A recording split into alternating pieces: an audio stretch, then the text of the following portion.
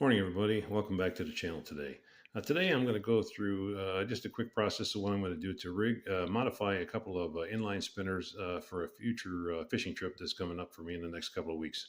I have plans to fish a new river I've just discovered in southern Kentucky that looks very promising. I was out there about a week or so ago doing some scout fishing from the bank, and I found that it does hold some bass, and it also has some panfish in it and some common shiners, things like that you would expect to find in a creek or river in southern Kentucky.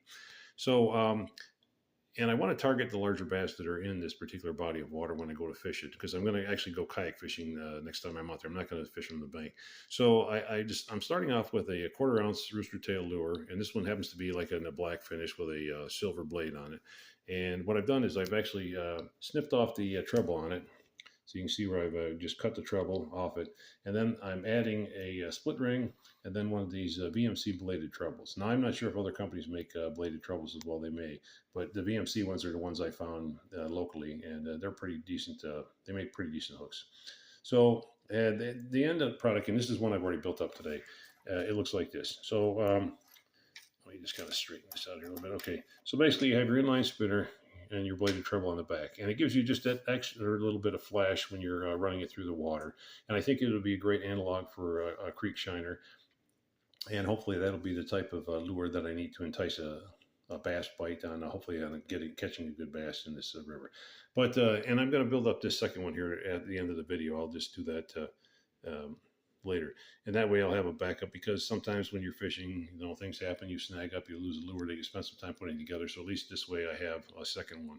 And the nice thing is, these bladed trebles, at least the way VMC sells them, they sell them in a 2-pack, and there may be other manufacturers that make bladed trebles as well, but having two, you might as well have a spare lure, because like I say, fishing being what it is, it's not uncommon to have a snag on a piece of wood or a rock or something in there, or even have a fish break you off, and then if that's the only lure you had, then you're kind of stuck at that point. But anyway, the tools I use to do this mod, a lot of guys will use split ring pliers when they're trying to open split ring pliers. I don't use those myself. I use actually a pair of like hemostats. And what I like about these is they have small jaws at the end. Then they also have a locking area down here that's kind of toothed, so you can actually pinch them and lock them, and they work really well for holding a split ring tight while you're trying to spread the end of it, so you can thread on a lure or on a hook on it. And then I use a small screwdriver that comes in like an eyeglass repair kit. And you can get these at most supermarkets. They usually sell them at the cashier by the checkout counter. You'll see them on for like $1 or $2, and they have like screws for eyeglasses and things like that.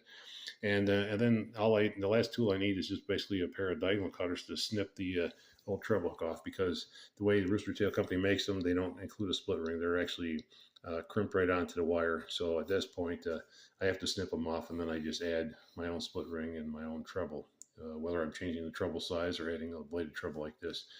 But what hopefully this will do is, like I say, this should be a great analog lure for a shiner in the creek, and I'm hopeful that would make a large bass that's swimming around there enticed enough to come and check out my lure, maybe bite it, and hopefully help me catch some good-sized river bass out of this new location I'm planning to go to. So, as always, if you're targeting a specific body of water, whether it be a lake, a creek, or a river, and you're going for a certain species of fish, if you're looking for something specific, definitely want to give some thought to the type of lures you're going to be throwing that day, and try to put a game plan together. Whether or not your game plan will work is not as important as the idea that it gives you thinking about what species am I targeting, what do I think might be a good analog for the thing, and especially if you can travel to the body of water before you do your formal fishing there to do a little scout fishing, that might give you an idea of what's actually swimming around in the area as well. So as always, get out on the water when you can. Right now we're kind of in a rainy patch in Kentucky for the next few days, but the fishing has been picking up. I mean, I was just out a couple days ago and managed to catch a couple of good bass out of my local creek. So get out when you can. It's a great time to be outside, and we'll catch you on the next one. Thanks. Bye.